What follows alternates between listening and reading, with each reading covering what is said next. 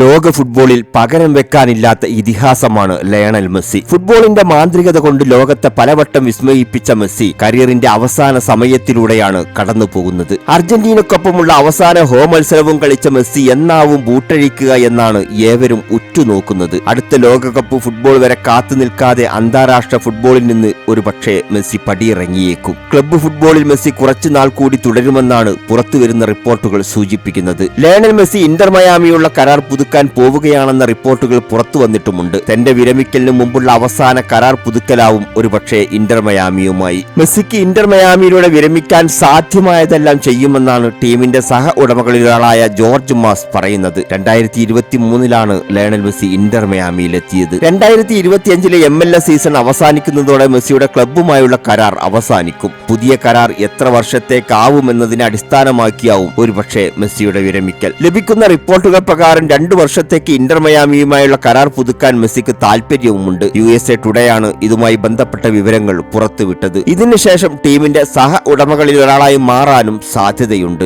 2027 ആകുമ്പോഴേക്കും ലയണൽ മെസ്സിക്ക് എന്തായാലും 40 വയസ്സാവും. അതുകൊണ്ട് തന്നെ 2 വർഷം കൂടി ഇന്റർ മയാമിയിൽ കളിച്ച് തന്റെ കരിയർ അവസാനിപ്പിക്കാനാവും ലയണൽ മെസ്സി താൽപര്യപ്പെടുക. 8 തവണ ബാലൻ ഡിയോറിൽ മുത്തമിട്ട മെസ്സി ഖത്തർ ലോകകപ്പിലൂടെ ലോക ഫുട്ബോൾ കിരീടവും സ്വന്തമാക്കിയിട്ടുണ്ട്. കരിയറിൽ നേടാവുന്നതെല്ലാം ഇക്കാലയളവിൽ സ്വന്തമാക്കിയ മെസ്സി 2027 പടിയിറങ്ങുമെന്ന് തന്നെ നമുക്ക് പ്രതീക്ഷിക്കാം. എന്നാൽ മെസ്സി ബാഴ്സലോണക്കായി കളിച്ച് വിരമിക്കണമെന്ന് ആഗ്രഹിക്കുന്നവർ അധികമാണ്. സ്പാനിഷ് ക്ലബിനൊപ്പമാണ് മെസ്സി തന്റെ കരിയറിന്റെ നല്ലൊരു ഭാഗവും ചിലവിട്ടത്. ബാഴ്സലോണ മാനേജ്മെന്റുമായുള്ള ചില വിഷയങ്ങളും ക്ലബിന്റെ സാമ്പത്തിക പ്രയാസങ്ങളുമായിരുന്നു മെസ്സി ബാഴ്സയിൽ നിന്ന് പടിയിറങ്ങാൻ കാരണമായത്. എന്തായാലും മെസ്സി ബാഴ്സലോണക്കായി കളിച്ച് വിരമിക്കണമെന്നാവും ഭൂരിപക്ഷം ആരാധകരും ആഗ്രഹിക്കുന്നത്. എന്നാൽ ഇതിനുള്ള സാധ്യത വിരളമെന്നാണ് പുറത്തുവരുന്ന റിപ്പോർട്ടുകൾ.